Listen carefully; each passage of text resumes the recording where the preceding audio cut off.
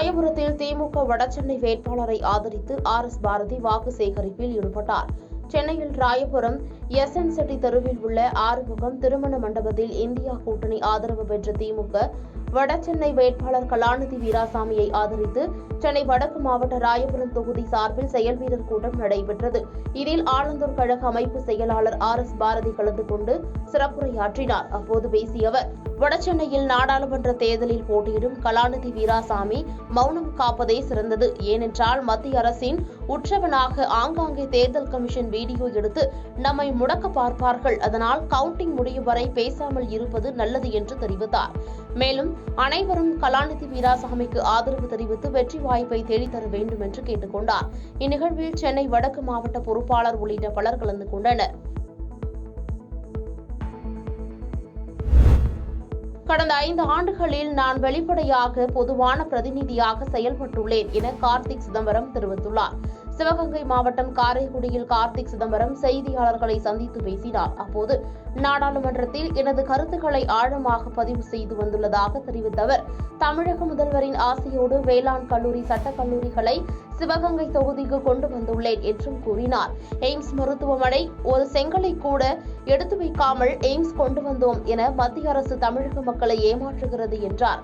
மேலும் பேசிய அவர், சிவகங்கை தொகுதியில் மீண்டும் போட்டியிட வாய்ப்பு கொடுத்த காங்கிரஸ் கட்சியின் தலைவருக்கு தனது நன்றியையும் தெரிவித்துக் கொண்டார். 5 ஆண்டுகளில் நான் ஒரு வெளிப்படையான முறையில் எல்லோருக்கும் பொதுவான பிரதிநிதியாக செயல்பட்டிருக்கிறேன். பாராளுமன்றத்திலும் என்னுடைய கருத்துக்களை ஆழமாக பதிவு செய்திருக்கிறேன். எனக்கு ஒதுக்கப்பட்ட நிதியை 6 தொகுதிகளுக்கும் சமமாக பங்கிட்டு சின்ன சின்ன காரியங்களை பல கிராமங்களிலே செய்திருக்கிறேன். அதற்கு மேலாக தமிழக அரசாங்கம் தமிழ்நாடு முதல்வருடைய ஆசீர்வாதத்தோடு இங்கு 2 கல்லூரிகளை இந்த பகுதிக்கு கொண்டு வந்திருக்கிறேன். 3வதாக ஒரு கல்லூரியும் சிவகங்கையிலே வேலுநாச்சியார் பேரிலே காவலர் பயிற்சி மையம் வருவதற்கு முயற்சி எடுத்துக் கொண்டிருக்கிறேன். முடங்கியிருந்த ஸ்பைசஸ் பார்க்கை மீண்டும் துவக்கியிருக்கிறேன். ரயில்வே டிபார்ட்மெண்ட் நமக்கு எவ்வளவு கோரிக்கைகள் கொடுத்தாலும் செவிசாய்க்கவில்லை. ஆனால் அவர்களுக்கு அதிக அளவில் அழுத்தம் கொடுத்தேன். வடலூர் அருகே முன்னால் சென்ற லாரியின் மீது அரசு பேருந்து மோதி விபத்திற்குள்ளானதில் 2 படுகாயமடைந்துள்ளனர். கடலூர் மாவட்டம் வடலூர் பணிமனைக்கு சொந்தமான அரசு பேருந்து ஒன்று காட்டுமன்னார்குடியிலிருந்து சென்னை நோக்கி புறப்பட்டது. இந்நிலையில் வடலூர் அருகே வந்தபோது முன்னால் சென்ற லாரி திடீரென பிரேக் பிடித்ததால் பேருந்து மோதி விபத்திற்குள்ளானது.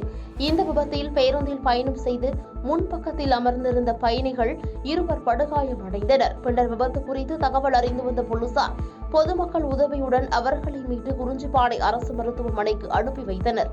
இதனால் பெரும் பரபரப்பு ஏற்பட்டது. தேர்தல் பிரச்சாரத்தில் ஈடுபட்ட அதிமுக பொதுச் செயலாளருக்கு பெண்கள் ஆரத்தி எடுத்து மாலை அணிவித்து உற்சாகமாக வரவேற்றனர்.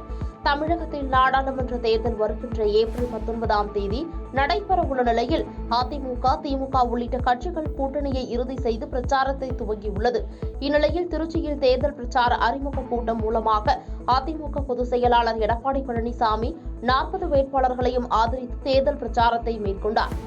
இதற்கு முன்னதாக சேலம் மாவட்டம் நங்கவள்ளி ஒன்றியம் பெரிய சோரகையில் உள்ள சென்றாய பெருமாள் திருக்கோயிலில் சிறப்பு வழிபாடு நடத்தி தேர்தல் பிரச்சாரத்தை துவக்கினார். அதிமுக சேலம் நாடாளுமன்ற தொகுதி வேட்பாளர் விக்னேஷை ஆதரித்து சென்றாய பெருமாள் கோயில் பகுதியில் நடந்து சென்று பொதுமக்களிடம் துண்டு பிரசுரங்களை கொடுத்து வாக்கு சேகரிப்பில் ஈடுபட்டார். இந்த சிறப்பு பூஜையின் போது அதிமுக சேலம் நாடாளுமன்ற தொகுதி வேட்பாளர் மற்றும் கட்சியின் நிர்வாகிகள், தொண்டர்கள் என பலர் கலந்து கொண்டனர். மயிலாடுதுறையில் காங்கிரஸ் கட்சி வேட்பாளரை தேடிக் கொண்டிருக்கிறார்கள் என அதிமுக அமைப்பு செயலாளர் OS மணியன் விமர்சனம் செய்துள்ளார். மயிலாடுதுறை மாவட்ட அதிமுக தலைமை அலுவலகம் புதிதாக மயிலாடுதுறை திரு இந்தலூர் பகுதியில் திறக்கப்பட்டது. முன்னதாக சிறப்பு யாகம் வளர்க்கப்பட்டு சிறப்பு பூஜைகள் நடைபெற்றது. அதிமுக மாவட்ட செயலாளர் பவன்ராஜ் தலைமையில் நடைபெற்ற நிகழ்ச்சியில் பாராளுமன்ற வேட்பாளர் பாபு மற்றும் முன்னாள் எம்எல்ஏக்கள், பல்வேறு கட்சி நிர்வாகிகள் பங்கேற்றனர். அதனைத் தொடர்ந்து முன்னாள் அமைச்சரும் அதிமுக அமைப்பு செயலாளருமான OS மணியன் புதிய அலுவலகத்தை ரிப்பன் வெட்டி திறந்து வைத்தார். தொடர்ந்து செய்தியாளர்களை சந்தித்து பேசிய அவர், அதிமுக டெல்டா மாவட்டத்திற்கு செய்த சாதனை என்பது மகத்தானது.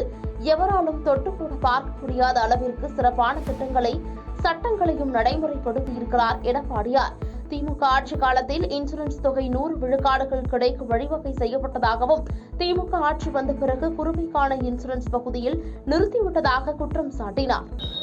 இந்த திமுக ஆட்சி வந்ததற்கு பிறகு குறுவைக்கு இன்சூரன்ஸை நிறுத்திவிட்டார்கள். பிரீமியம் தொகை கட்டுவதற்கு அச்சப்பட்டு அவர்கள் குறுவைக்கு இன்சூரன்ஸை இல்லாமல் ஆக்கிவிட்டார்கள். இந்த ஆண்டு மட்டும் குறுவைக்கு இன்சூரன்ஸ் அரசு ஏற்பாடு செய்திருக்குமானால், பிரீமியம் கட்டியிருக்குமானால் கிட்டத்தட்ட 100% இன்சூரன்ஸ் தொகையும் ஏக்கருக்கு 84,000 ரூபாய் ஒவ்வொரு விவசாயிக்கும் கிடைத்திருக்கும். அது கிடைக்காமல் ஆக்கிய மோசமான ஆட்சி திராவிட முன்னேற்ற கழக ஆட்சி. பாதகம் செய்பவரை கண்டால் நாம் பயங்கொள்ளலாகாது பாப்பா, மோதி மிதித்து விடு பாப்பா, அவர் முகத்தில் உமிழ்ந்து விடு பாப்பா. அண்மை செய்திகளை உடனுக்குடன் தெரிந்து கொள்ள இணைந்திருங்கள் இயம்நாடு தொலைக்காட்சியுடன்.